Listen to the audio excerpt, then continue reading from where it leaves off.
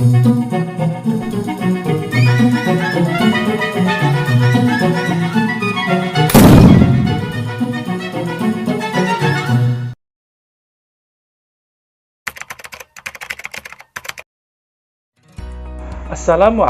warahmatullahi wabarakatuh. Kami dari kelompok 2. Nama saya Ahmad Sirojudin. Nama saya Ayunda Kusuma Wardani. Nama saya Indah Ayu Nintias. Nama saya Novita Bening Widyastuti. Nama saya Nur Hasana. Nama saya Widya Oktaviola Nuria. Oke teman-teman, jadi pembahasan yang pertama yaitu mengenai kewargaan digital atau digital citizenship. Jadi, kewargaan digital merupakan sebuah kemampuan untuk menggunakan teknologi digital dan juga media dengan cara yang aman, nyaman, efektif, dan juga bertanggung jawab. Berbicara tentang kewargaan digital, ada 6 hal yang dicangkup loh. Yang pertama, tentang literasi digital. Yang kedua, tentang relasi dan komunikasi. Yang ketiga, itu tentang media balance dan well-being dalam menggunakan teknologi. Dan yang keempat, tentang jejak digital dan juga identitas. Yang kelima, itu tentang cyberbullying. Dan yang keenam, itu tentang privacy dan security.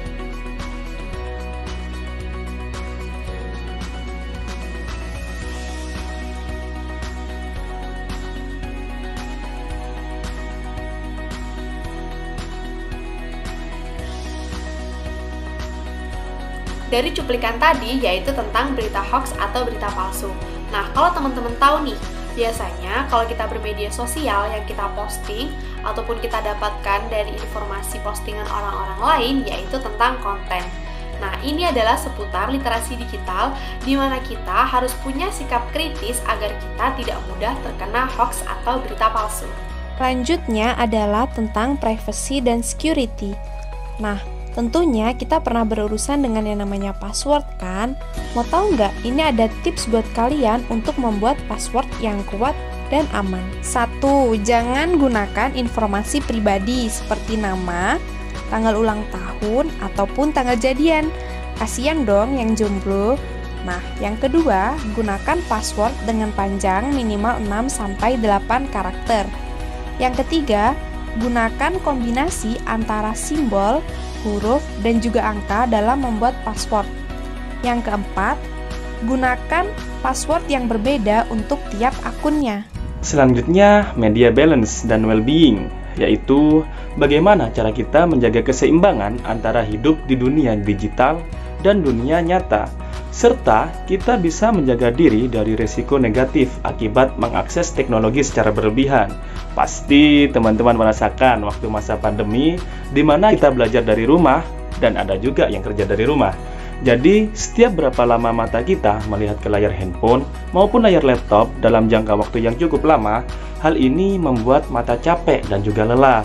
Ada juga yang begadang nonton Korea berjam-jam nih contohnya.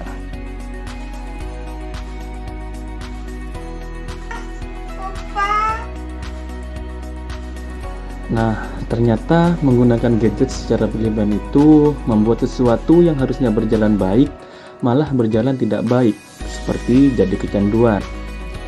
Lalu ada footprint dan identity. Dari awal kita harus bisa merawat dan membangun rekam jejak digital dengan informasi yang positif sehingga tercipta sebuah reputasi dan kredibilitas yang baik. Dan tentang identity, pastikan apa yang kita tampilkan itu memang asli.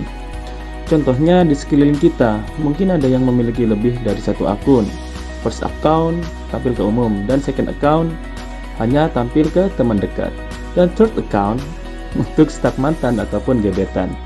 Tetapi, bukan berarti yang memiliki banyak akun itu tidak baik. Selama itu bermanfaat, boleh-boleh saja.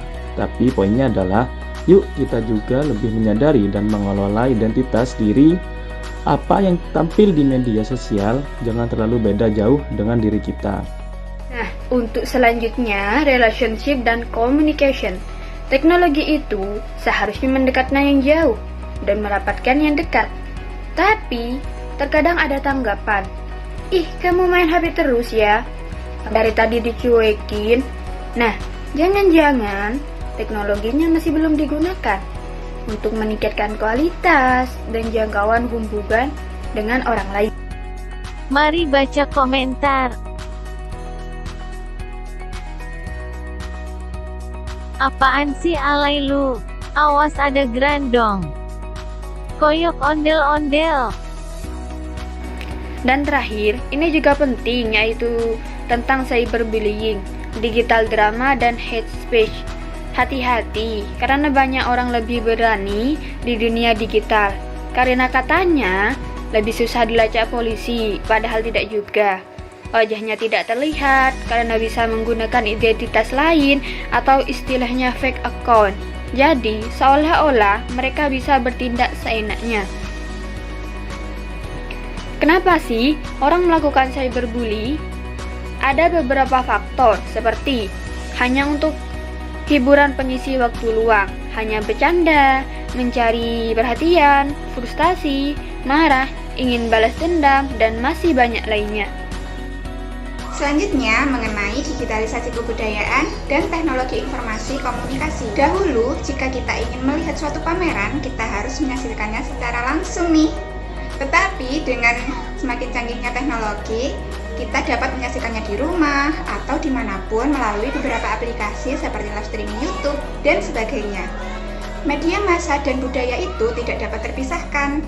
Mereka saling mempengaruhi satu sama lain. Selanjutnya adalah memahami perubahan media dan budaya. Contoh seperti ilustrasi gambar berikut.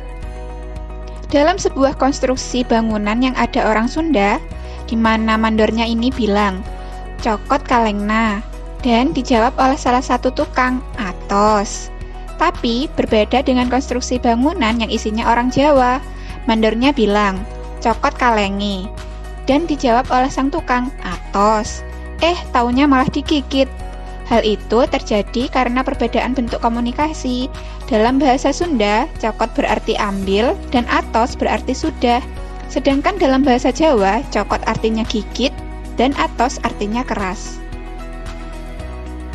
Apa saja sih produk budaya yang perlu dilestarikan dan dapat didokumentasikan melalui media digital kita?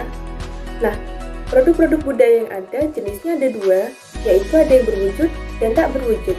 Yang berwujud contohnya seperti kelengkapan rumah tangga, barang pecah belah, instrumen musik, busana daerah, masakan, dan lainnya. Kemudian yang kedua yaitu yang tak berwujud. Contohnya seperti musik dan lagu daerah, dialek, dan masih banyak yang lain.